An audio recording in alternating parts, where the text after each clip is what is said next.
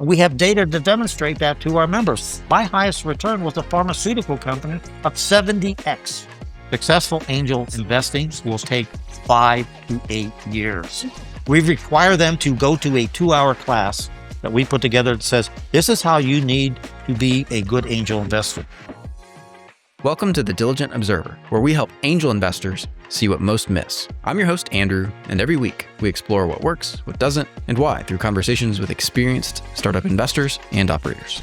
My guest today is Rick Timmins, a Six Sigma black belt who spent decades improving financial operations at Motorola and Cisco before applying that same level of rigor to angel investing at the Central Texas Angel Network, one of the most data-driven angel groups on the planet. In this episode, Rick explains his 78 metric tracking system, why 2/3 of angel groups are operating as what he calls supper clubs, and the quiet collapse of secondary markets that many investors simply aren't paying enough attention to. I hope you enjoy learning from Rick as much as I did.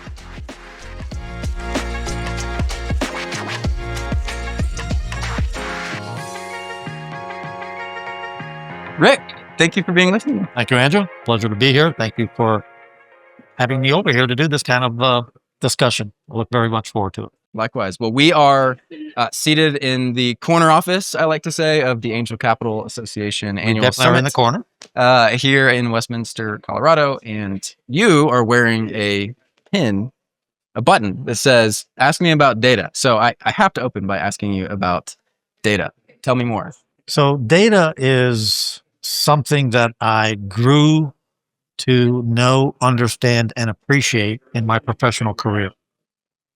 I worked for 2 companies in the finance organizations of these 2 companies, Motorola Semiconductor and Cisco Systems in the Bay Area.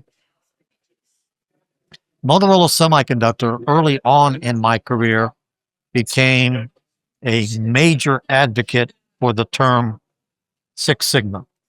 Six Sigma is a term that allows for you to understand how to eliminate mistakes and be better at something that you're doing. And in fact, a book was written about this. I can't remember the author's name. I actually went to his training class in Florida in the late 70s, early 80s, and graduated with a degree in Six Sigma. I became a quote black belt in Six Sigma. So you were a black belt before it was cool. Now it feels like everybody's talking about it. But you were there in the 70s and 80s. Days. I became a black belt in quality. And I began knowing what needed to be done to improve processes and terms and be better at things. And I started to implement that at Motorola. And that took many, many years. Fortunately, I did move to Cisco in my career after 23 years at Motorola, and I became the assistant CFO and the VP of finance at Cisco. So you were in both an operations role and in finance, or were you just in finance? Just strictly finance. So you were applying Six Sigma concepts in finance. Exactly right. Only in finance. When I joined Cisco in 1995, it took Cisco Systems, I'm not making this up, 3 weeks to close its books every month. 3 weeks. And this is a company that had, in round numbers, about $1 billion in revenue. I was appalled, disappointed, and shocked in that order. So I took all of the learnings that I had grown to appreciate while at Motorola Semiconductor and put those processes into Cisco. And fortunately, the CEO, John Chambers, and the CFO, Larry Carter, gave me, quote, free rein to do that. So over the course of 4 years, by 1999, there was enough quality improvements in what the finance organization was doing to close the books. And with the routers and switches and tools that Cisco was selling to its customers and implementing inside our company, and the Six Sigma processes that we were now putting in place, that 3-week close went to 1 day. 1 day. For how big of a company? At that time in 1999, the company was in round numbers, $10 billion company on an annual basis. So $1 billion a month practically. And we were closing the books in 1 day. That's how much processes we had automated, taken out the people effect of doing things, eliminated errors that we were tracking, and implemented a Six Sigma process, all based on data that we were acquiring to learn from our mistakes. That data was the key driver that made this happen.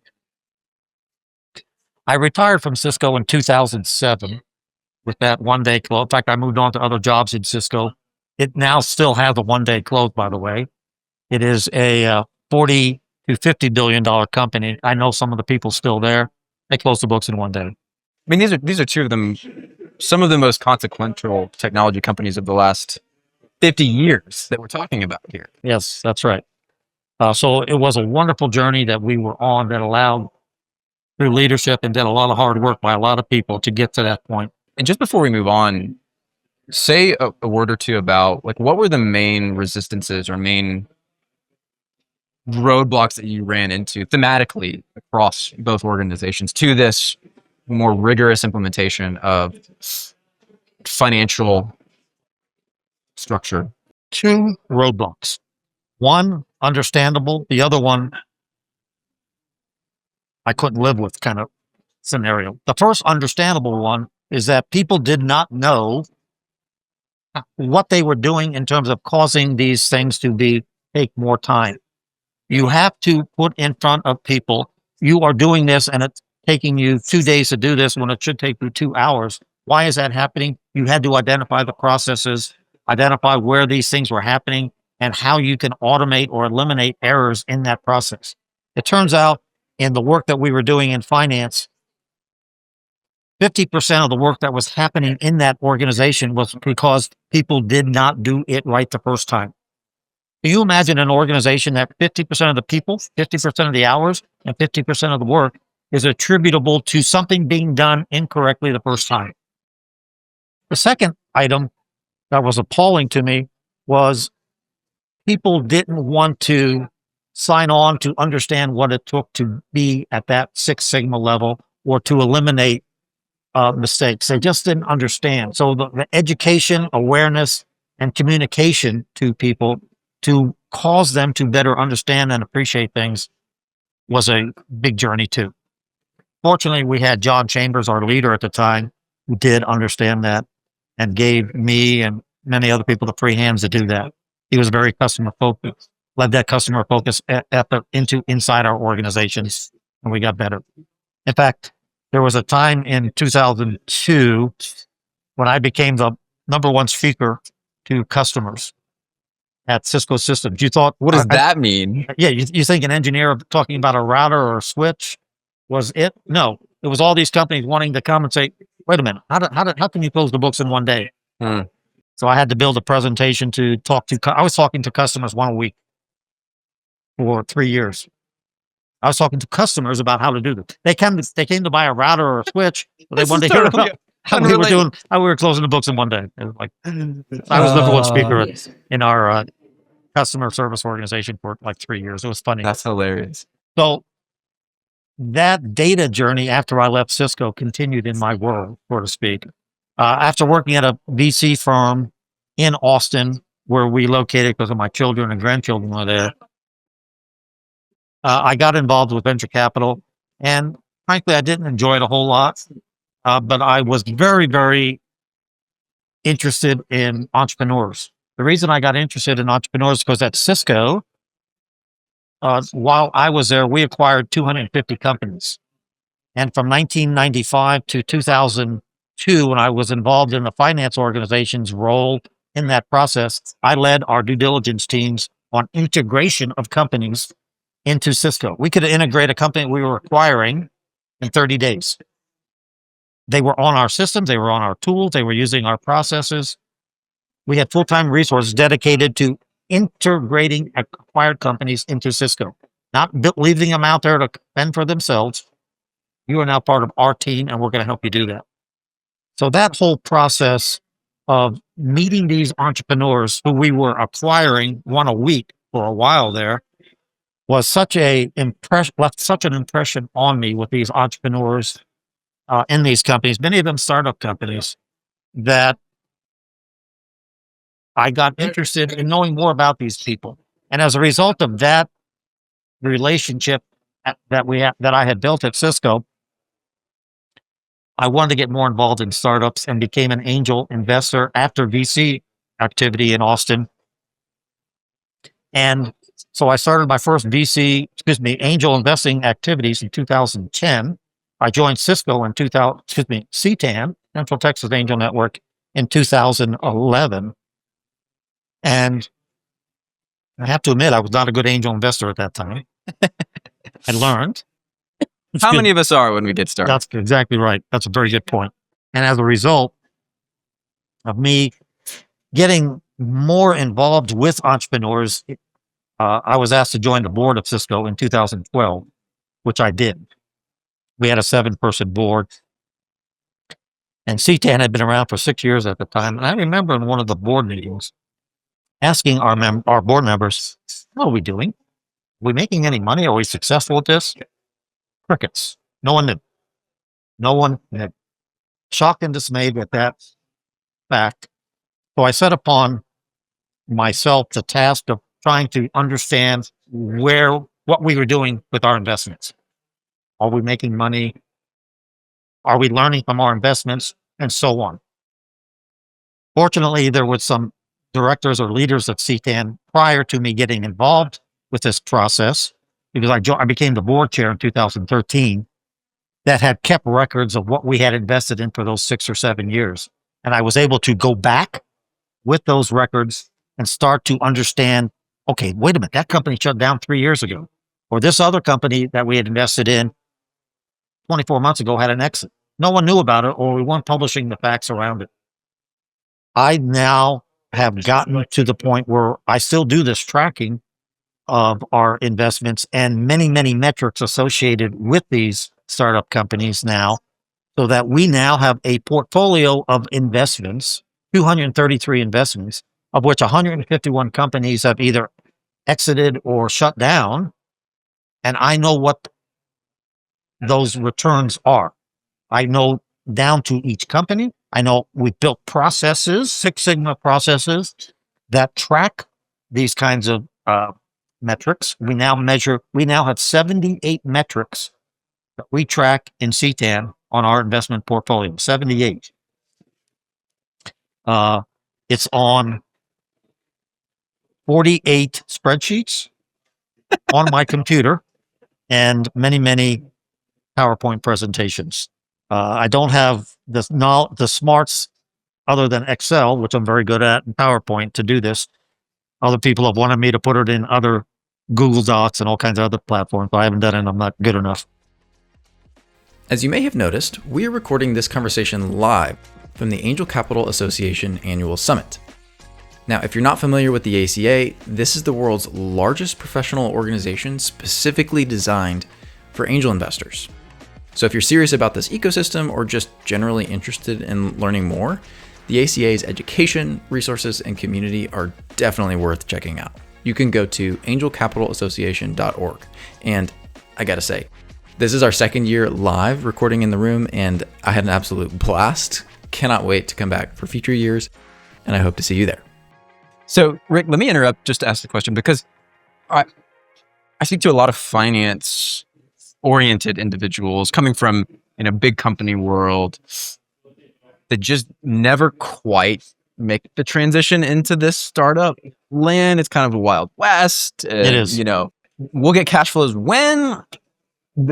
It's just so different. What was it about the impressions you had from those 250 plus businesses over the years that made you so willing to kind of cross that chasm, so to speak? It really stems from the fact that I had to not only know in terms of having the data about what we were doing, but how and why we were doing in terms of performance. So I started to see the returns. I started to see the companies go out of business. I started seeing trends that I started capturing. Did we do a follow-on round? Was the entrepreneur experience their first time?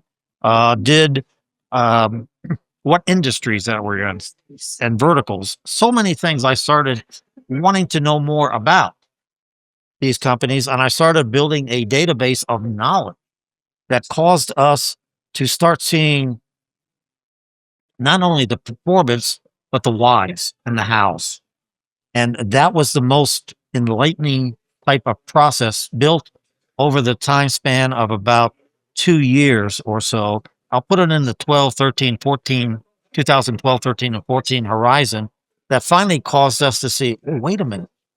We're seeing these industries be more successful. We're seeing these type of follow-on rounds be more successful. We're seeing this type of analysis of a company versus that no analysis of a company yield better results.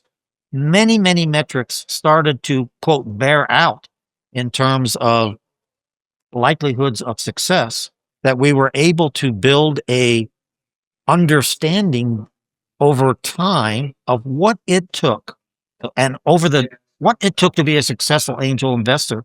But this did not come immediately. Like I said, it took 3 or 4 years of data starting to look at that time, that was a portfolio of 100 companies. Now it's 230 companies and many more companies that we've passed on that we track data on. So it seems like you had this like slow realization that you could apply the same techniques and concepts from decades of work in the angel network space. And at the time, back in the 2010s, there were a couple others that were starting to think in this direction, but this wasn't really commonplace, in large part because angel investing as an organized function is so new. It is. So you are hitting a home run when you say that.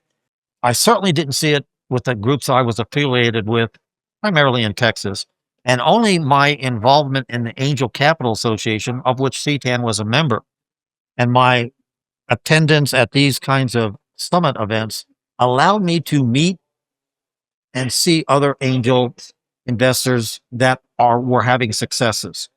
And so the knowledge being gained from other groups and my participation in this work, that was another level step up in terms of knowledge, created the opportunity for me to either A, affirm what we were doing was appropriate and correct, or B, learn and add additional things that we could put into our knowledge base that would enhance our opportunities for success. And I had both of those kinds of awakenings happen as a result of this kind of involvement. Well, now I can tell you the 10 most data-centric angel groups in the country, and there are easily 10 of them. But I can also tell you that even today, 2/3 of the angel organizations in North America are what I call supper clubs. Articulate the definition of a supper club. A supper club is individuals who join an angel group. They go to a dinner meeting once a month, every other month, every other 6 weeks or so. They have 4 or 5 entrepreneurs pitch to them. They get together, have a little coffee or talk after the meeting and say, I'm going to write a check. And they do. Do they track any performance metrics? Do they track any metrics that help to determine what they are investing in? No. Do they do due diligence? No. Do they do further work in terms of involvement post-investment? No. That happens with 65% of the angel groups in North America that are in that stage today. So there's a tremendous amount of education and awareness that still needs to come to this asset class. I couldn't agree more. It's interesting because one of the questions we get asked often in our work, working with angel groups, is why is that important to track, all of this behind? That's not as important. We need to find great companies and run this event, and that the urgent becomes far more important than the importance. That's correct. And I see that all over the place. It's difficult to articulate. No, long-term benefit. This is going to help you get the right companies in the room. And Andrew, I have talked to many, many angel groups over the years to get them along this journey. Now, I know resources and time is an issue with many angel groups. Many angel groups, the smaller ones, 75 or less members, don't even have a full-time executive director. Mm-hmm. They don't have the time in many of their members to do the kind of work that needs to be done. But if they look at it a little differently about trying to create a process to be a little more aware of doing due diligence or being aware of vetting companies or doing some work post-investment, that kind of stuff. You can spend some hours doing that kind of work and be better at it. It doesn't have to be 100 hours a month. It could be something less than that. And we've built tools and process ideas, that will allow angel groups to do that kind of activity. But you have to have the willingness and to some extent the passion to want to do that kind of activity, to devote time to it. You can't just come to a meeting once a month, have a glass of wine and a nice dinner, and decide to write a check and think you're doing a good job. You're doing a disservice, oftentimes just as much to the entrepreneur as you're doing to yourself. And getting angels and angel groups to understand that is a lot of work, unfortunately. So let's continue this journey, because I think it will help to articulate some more of the ahas and the insights and the why this effort is so valuable. And here we sit, 15, 20 years into your journey as an angel, where you've distilled some of these lessons along with other great investor communities around the country. Highlight for me some of the most maybe counterintuitive or unexpected learnings that you have built conviction around over the last 10 years, let's say, as you move from being, as you described, not a very good angel to hopefully a little bit better today. Well, I would say it's a combination of things. It's not one that I could put my hand on and say, oh, that was the one idea or the one thing that we did or that said that caused us to flip the whole thing and become successful. It's a number of things, Andrew, that we have learned from involvement post-investment. The returns are 7 times higher for us when we're a board member versus not a board member. For Tech Coast Angels, a 400-member angel group, it's 14 times higher. The due diligence versus no due diligence. When we sit down and write a 30-page due diligence report versus the ones that we don't do diligence on and the members go off and still write checks, which still happens in our group, it's a 40% internal return versus a 4% internal rate of return. 10x. 10x. When we do follow-on versus initial rounds, when we do the opportunity to work with the entrepreneur, as I said, post-investment, it's big. When we do the opportunity to look at the kinds of companies you need to invest in, it's not just, when I came out of the tech industry, my first half dozen companies were tech companies because I felt confidence in that. That's wrong. I learned it's wrong. A portfolio of different vertical industries allows you to become more successful or creates the probability. And we have data to demonstrate that to our members. My highest return was a pharmaceutical company of 70x. I can't spell pharmacy. But I did rely on the due diligence of my associates in CTAN who were very, very good doctors, for instance, who wrote excellent reports on this company that caused me to write a check. A space company. What do I know about space? A 38x return because of what I learned from other members of our organization. So this diversification of industries is also important. I've learned how to do that, and we coach our members how to do this. So there's about 8 or 9 different things that we've learned from our various analytics that we've done over time, and we actually now require our members to go to a class on angel investing. Most people who come to us and are angel investors have had successful careers. They have built wealth now that they're willing to put into this class called as angel investing. And they think they're really smart, but they're not smart when it comes to angel investing. We require them to go to a 2-hour class that we put together that says, this is how you need to be a good angel investor. Like literally I have to go to this class or I can't join. You won't take my money. We won't take your money unless you come to us and down the road attend this class. Now we put it on 3 or 4 times a year, so you'll get to it. And we have to tell our members, particularly the new ones that join, you're going to see a lot more failures in the beginning than you are successes. And what happens is I notice that many members, after making 3 or 4 investments, see most of the 2 or 3 of them go out of business. That's a very frustrating thing for many people.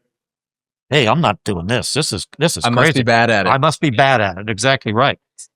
Successful angel investing will take 5 to 8 years. You're going to have to not only take it in terms of time, but also involvement. We want you to come to our meetings and be or have a willingness to get involved. Attendance, participation in due diligence, meeting and getting acquainted with entrepreneurs through many, many activities we have inside the tech community or startup world in Austin. All these things are important. Give time. And even after saying all that and preaching that, like we're going out of style, we still have 20% of our members every year that rotate out.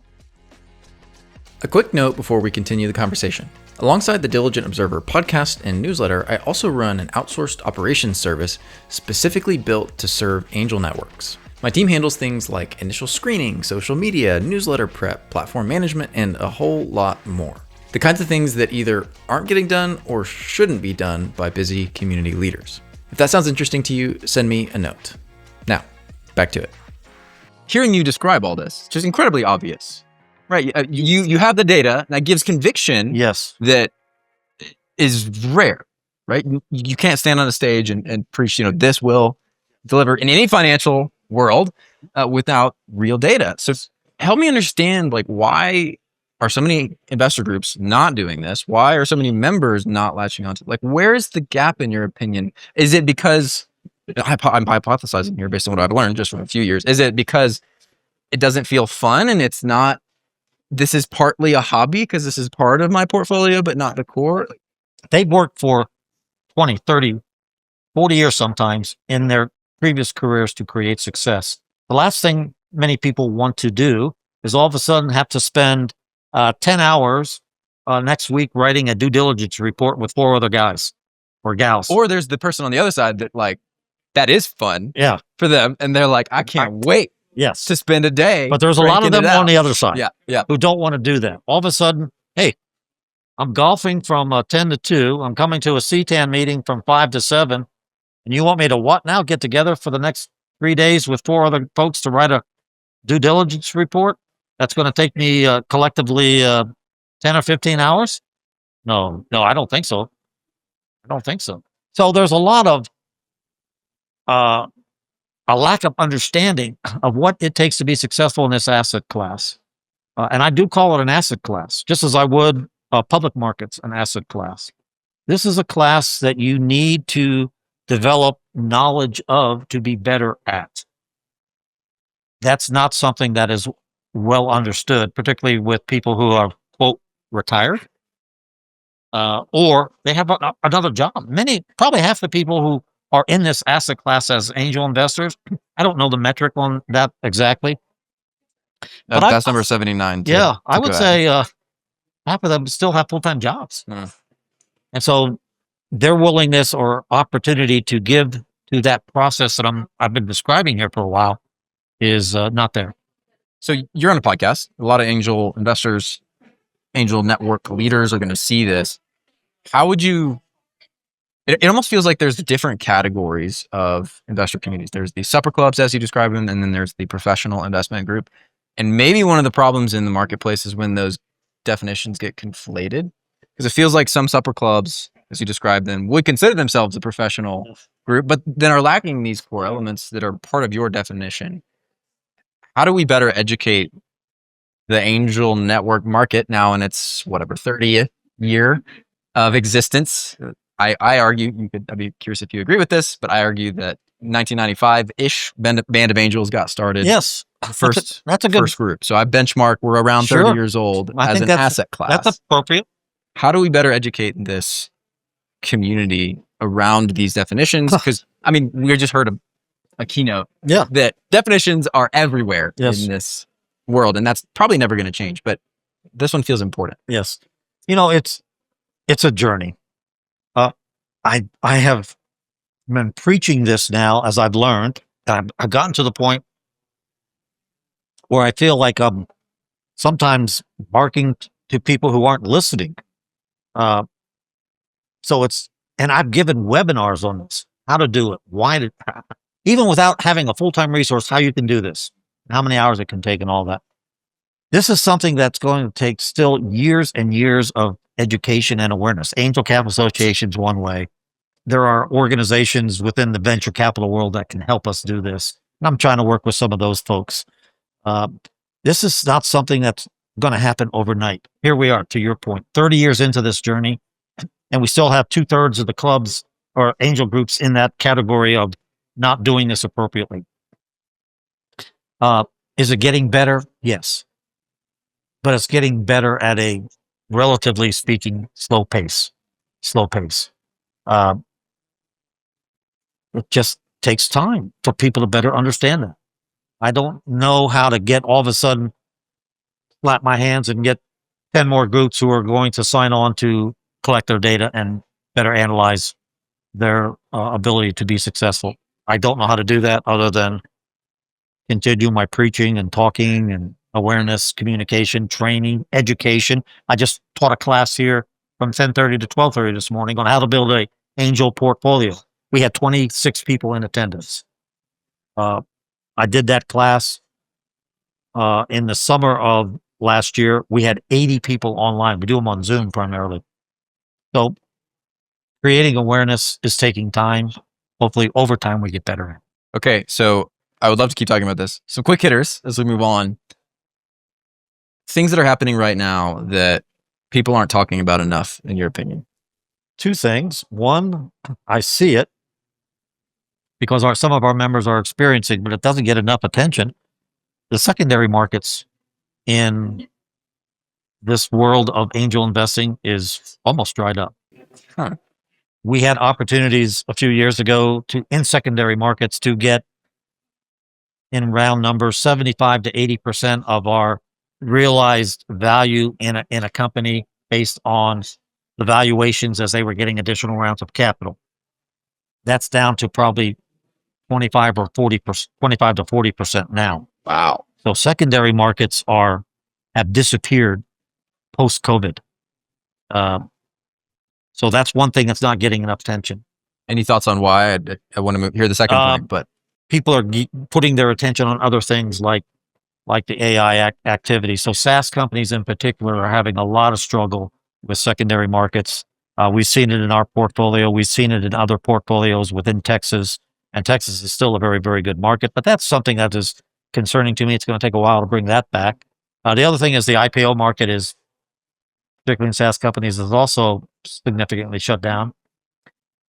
That's okay because most of the greatest exits that we've experienced, and most of that I have seen for other angel groups, is M&A, if not IPO. So I'm not significantly worried about that.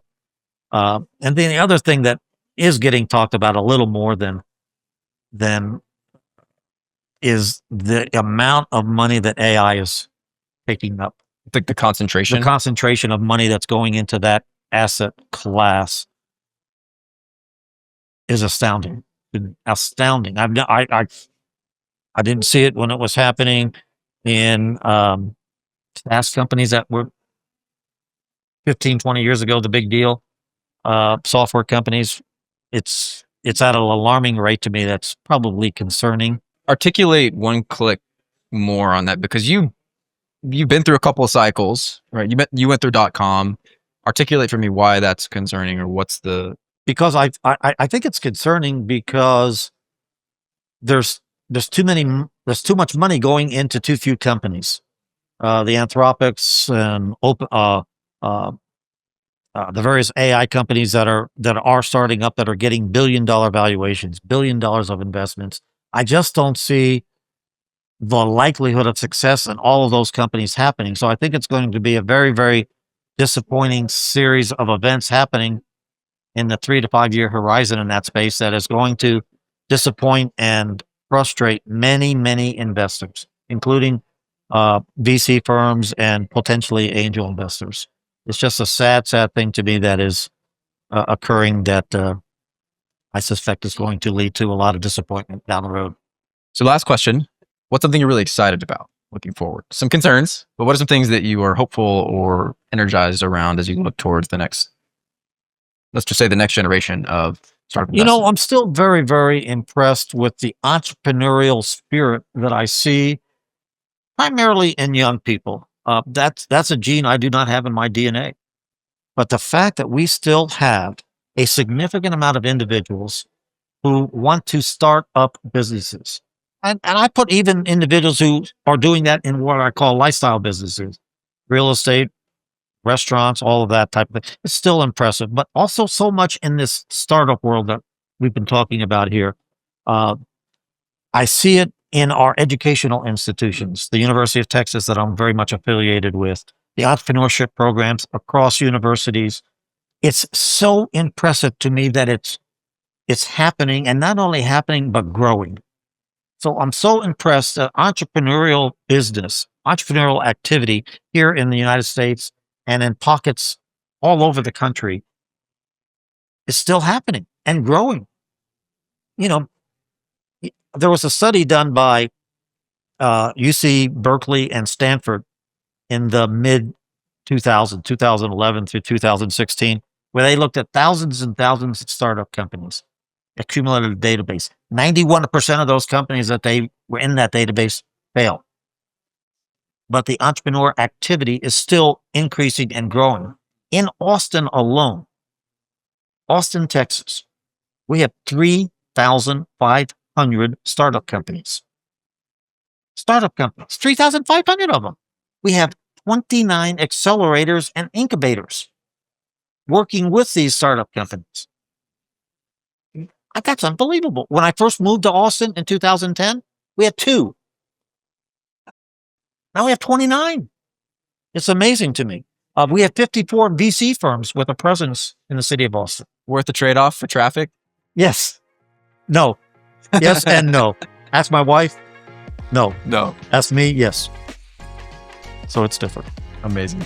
Well, Rick, thank you for taking a few minutes out of your ACA experience. Enjoyed very much. It's a pleasure. Enjoyed sharing with you and the audience. Well, I look forward very much to our next conversation. All right. Thank you. Thanks for listening to this episode of The Diligent Observer. I'm your host, Andrew, and if you're an angel investor looking for essential angel intel in 5 minutes every week, I think you'd enjoy my newsletter. I send my best stuff, interesting deals, and more straight to your inbox so you never miss a thing. Subscribe today at thediligentobserver.com.